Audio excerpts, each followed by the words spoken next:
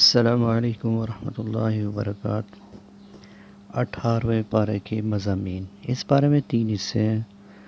Number 1 سورہ مومنون مکمل، 2 سورہ نور مکمل، 3 سورۃ فرقان کا ابتدائی حصہ۔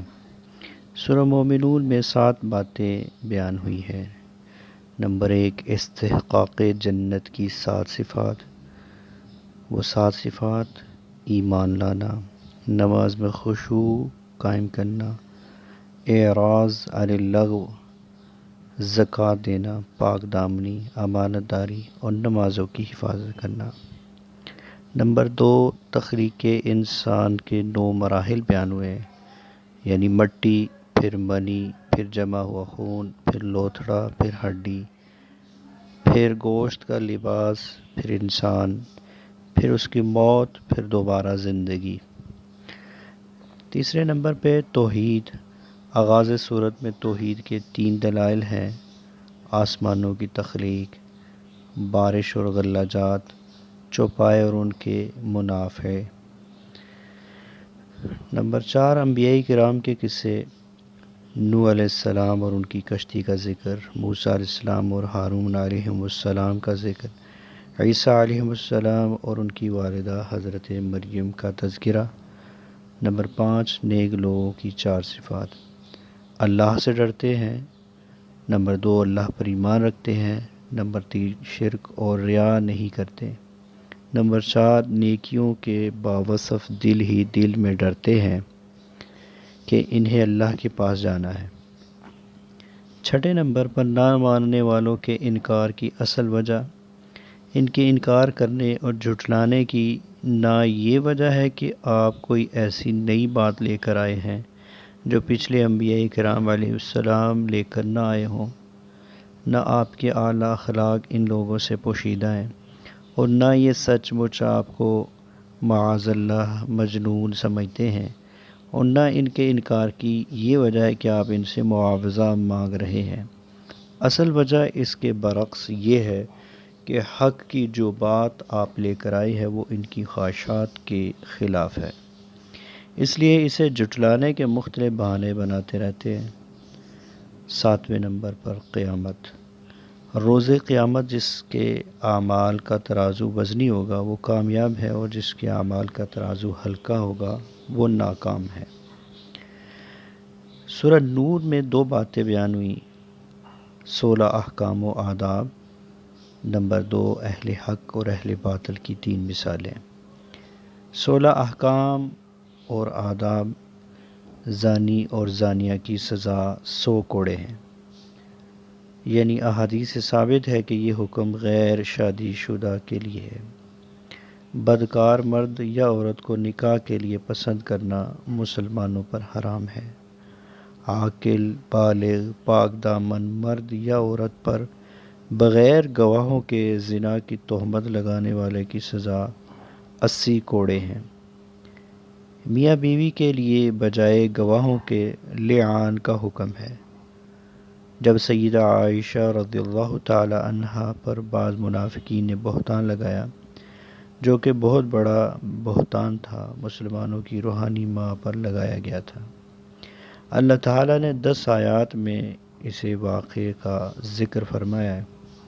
ان آیات میں منافقین کی مذمت اور مسلمانوں کو تنبیہ ہے کہ آئندہ کبھی اس قسم کی بہتان تراشی میں حصہ دار نہ بنے، اور حرم نبوت کے عفت و عصمت کا اعلان فرمایا گیا۔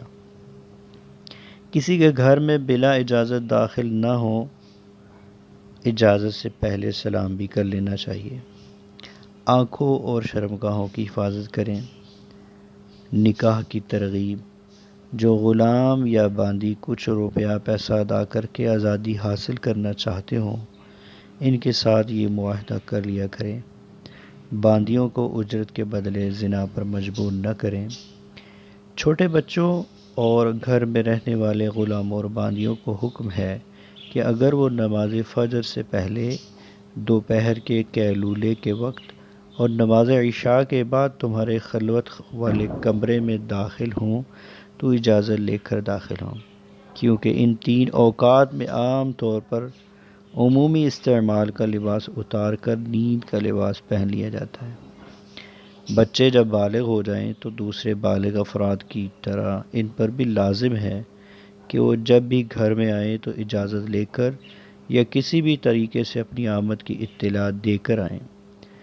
وہ عورتیں جو بہت بوڑھی ہو جائیں اور نکاح کی عمر سے گزر جائیں، اگر وہ پردے کے ظاہری کپڑے اتار دے تو اس میں کوئی حرج نہیں۔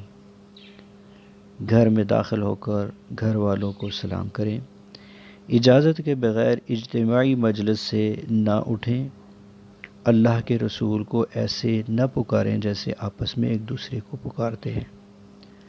نمبر 2، اہل حق اور اہل باطل کی 3 مثالیں۔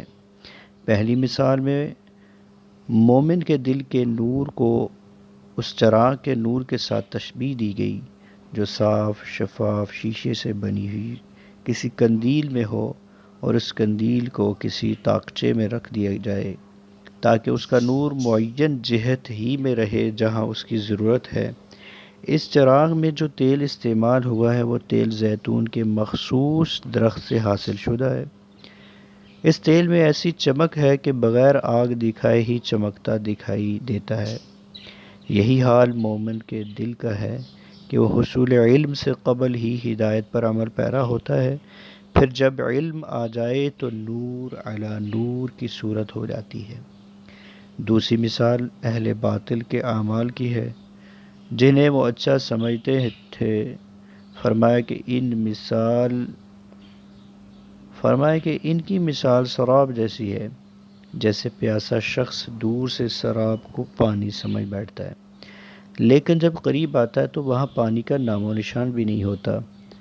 یہی حال کافر کا ہے کہ وہ اپنے اعمال کو نافع سمجھتا ہے، لیکن جب موت کے بعد اللہ کے سامنے پیش ہوگا تو وہاں کچھ بھی نہیں ہوگا، اس کے اعمال غبار بن کر اڑ جائیں گے۔ تیسری مثال ان کے عقائد کو سمندر کی تہ بتہ تاریکیوں کے ساتھ تشبیہ دی گئی، جہاں انسان کو اور اپنا ہاتھ تک دکھائی نہیں دیتا۔ یہی حال کافر کا ہے جو کفر اور ضلالت کی تاریکیوں میں سرگرداں رہتا ہے۔ سورہ فرقان کے ابتدائی حصے میں 4 باتیں بیان ہوئیں۔ توحید، اللہ وہ ذات ہے جو آسمان اور زمین کا بادشاہ ہے، نہ اس کا کوئی بیٹا ہے نہ کوئی شریک ہے، اس نے ہر چیز کو پیدا کر کے اسے ایک نپے تلے انداز عطا کی ہے۔ نمبر 2، قرآن کی حقانیت۔ کافروں کی قرآن کے بارے میں 2 قسم کی غلط بیانیاں ذکر کی۔ نمبر 1، یہ محمد صلی اللہ علیہ وسلم کا افتراء اور اپنی تخلیق ہے جس میں کچھ دوسرے لوگوں نے تعاون کیا ہے۔ نمبر 2، یہ گزشتہ قوموں کے قصے اور کہانیاں ہیں جو اس نے لکھوا لی ہیں۔ نمبر 3، رسالت۔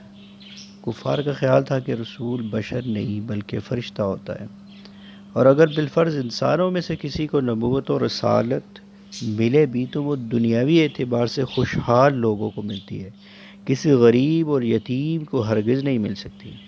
اللہ تعالیٰ نے ان کے اس باطل خیال کی تردید واضح دلائل سے کی ہے۔ قیامت۔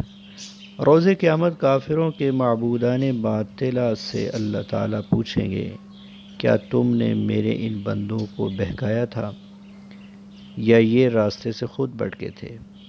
تو اپنے عبادت گزاروں کو جھٹلا دیں گے اور ان کی غفلت کا اقرار کریں گے، پھر ان کافروں کو بڑے بھاری عذاب میں مبتلا کیا جائے گا۔ اللہ سبحانہ و تعالیٰ قرآن سمجھ کر اس پہ عمل کی توفیق عطا فرمائے۔ وآخر دعوانا الحمدللہ رب العالمین۔